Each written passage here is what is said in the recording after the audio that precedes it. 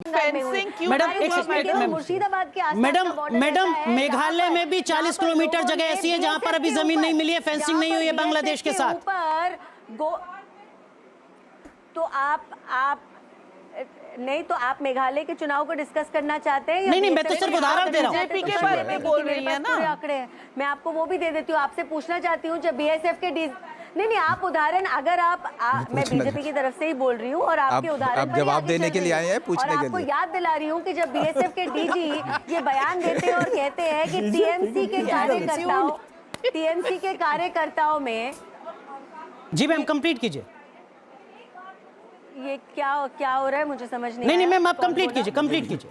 ये कौन बोला बीच में? नहीं, हमारे साथी पैनलिस्ट हैं, सब सीनियर जर्नलिस्ट हैं, आप कंप्लीट कीजिए अपनी बात। फिर से पूछ रही हूँ ना, मैं कौन बोला? आपने मुझे आज बीएसएफ और फेंसिंग, आपके एनके सिंह सर हैं सीनियर जर्नलिस्ट, वो आपसे कुछ सवाल पूछना चाह रहे थे। आप इजाजत दें तो मैं उनसे कहूं। चुनाव को डिस्कस कर रहे हैं। जी चुनाव। अरे सीनियर हो या जूनियर हो। नहीं मैम, सीनियर ही हैं। आप मुझे पहले अपने आज शो का विषय बताइए। मैम चुनाव ही है, आप ही ने घुसपैठियों का जिक्र किया, इसीलिए घुसपैठियों का आंकड़ा आपके साथ शेयर किया। पूछ सकती हूँ, जब बीएसएफ के डीजी।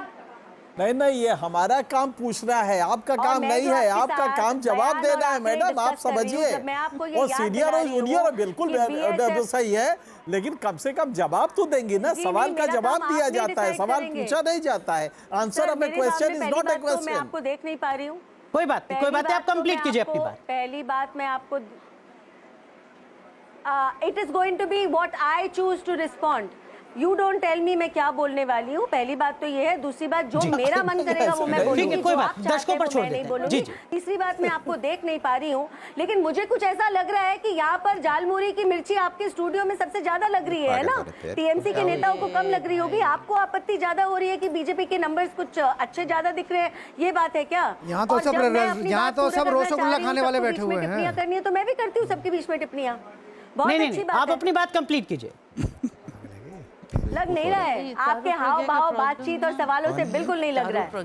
कोई बात नहीं मैम। अनुराग जी, आप मुझे नहीं देख पा रही हैं मैम, तो हाव भाव कैसे देख पा रही होंगे आप, मुझे नहीं पता।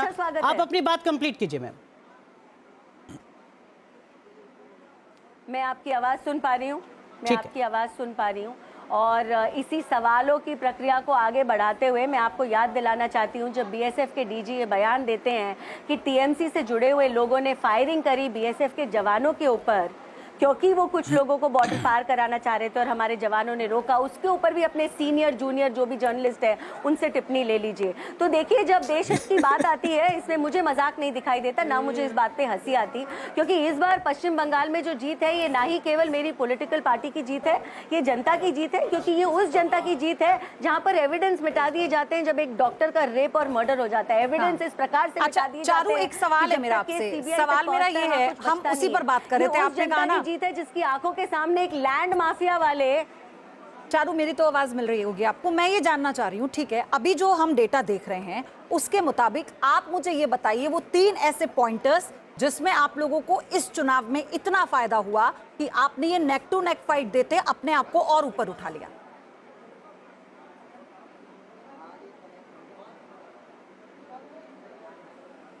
ये पहली बात तो जो भाजपा का गेन है पश्चिम बंगाल में, ये रातों रात नहीं हुआ है।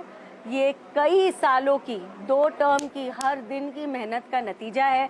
क्योंकि अगर आप पिछले चुनाव 2021 का कंपैरिजन उससे पहले वाले चुनाव में करें, तो सीटों की और वोट शेयर की जिस प्रकार से बढ़ोतरी हुई है वो बहुत स्वाभाविक है, क्योंकि काम हो रहा है और जनता के सुख दुख में हम साथ में खड़े, और इस बार भी जो बढ़ोतरी है वो उसी प्रपोर्शन में आगे बढ़ी है। दूसरी चीज मुझे लगता है जो बहुत ज्यादा इस बार हमारे, और दूसरी बात ये भी है एनके सिंह सर, मैं आपसे समझना चाह रही थी इसी बात को, जब आप इससे पहले जो अनुराग सवाल कर रहे थे, इसको थोड़ा सा और मैं चाह रही हूँ कि हम इसको आसान शब्दों में समझे। जिस बात पर आप पूरा पैनल हमारा डिस्कशन कर रहा था वो ये कि हमने देखा, ये कहा गया था जब ममता बनर्जी पश्चिम बंगाल में आई थी उससे पहले कि लेफ्ट का किला है उसे ढहाना बहुत मुश्किल है, और अभी भी ये परसेप्शन बन रहा था जो ममता बनर्जी के जो अपने समर्थक कह रहे थे। ये भी बात सामने आई कि बीजेपी के लिए मुश्किल ये है कि एक तो भाई ये हिंदी भाषी बेल्ट है नहीं, यहाँ के जो नेता हैं आप शुभेंदु अधिकारी, क्योंकि टीएमसी में ममता के करीबी थे, उनके साथ एक ये उनकी इमेज चल रही थी।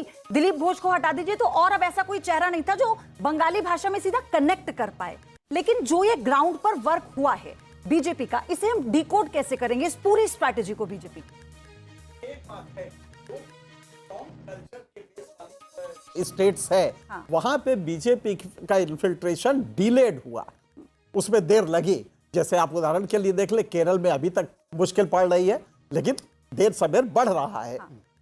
अब बंगाल एक बहुत स्ट्रॉन्ग कल्चर रहा है, तमिलनाडु का अपना लिंग्विस्टिक आइडेंटिटी। हालांकि कर्नाटक में बहुत पहले हो गई सर बीजेपी की एंट्री। हाँ, कर्नाटक में हो गया। दोनों एक कॉस्मोपॉलिटन है। बिल्कुल। कर्नाटक का कल्चर अगर आप देखेंगे तो वो मिक्स कल्चर है, आंध्र से भी कुछ आता है, लेकिन तमिलनाडु तो प्योर अपना वो डेवलप किया है ना, और लिंग्विस्टिक आधार पे है और कल्चरल बाकी भी देखेंगे तो यहाँ पे बीजेपी को अंदर जाने में दिक्कत है। यूपी में नहीं होती, गुजरात में नहीं होती है, आप पूरे नॉर्थ इंडियन बेल्ट में देख लीजिए नहीं होती है, लेकिन बिहार में रुक गया रथ।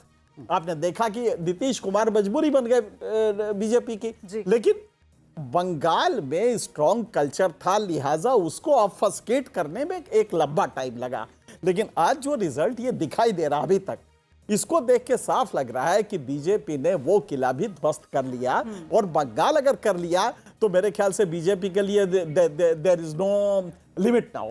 क्योंकि बंगाल, मैं ऑब्जर्व कर रहा था कि बंगाल का जो कल्चरल स्ट्रेंथ है, अच्छा उसकी जो नेशनल कल्चर है वो भी उसका अपना है, और वहीं से 1906 में जब बंग हुआ था तो वहीं से आपने पूरा जो नेशनल मेन स्ट्रीम आया नेशनलिज्म का, वो बंगाल का दिया हुआ है।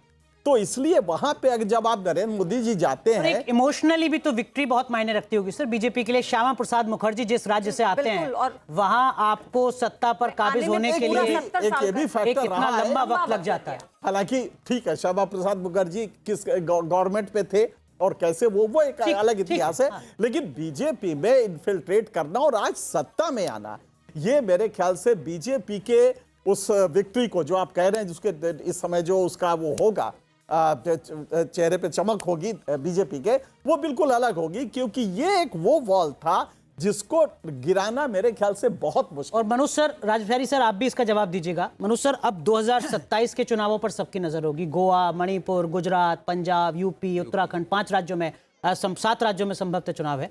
क्या आपको लगता है आज की जो ये टैली है उन राज्यों पर भी बड़ा असर डालेगी? मेरे ख्याल से तो बहुत बड़ा एक बीजेपी के जो वर्कर है, बीजेपी है, और एक मतलब उसको उनका तो जो मॉरल बूस्ट होगा ही होगा, और एक आम आदमी के ऊपर भी एक ऐसा इम्पैक्ट पड़ेगा कि भाई ठीक है कि बीजेपी को हराना मुश्किल है। और सर माफ कीजिए, आपको रोक रहा हूँ, शुभेंदु अधिकारी कुछ कह रहे हैं।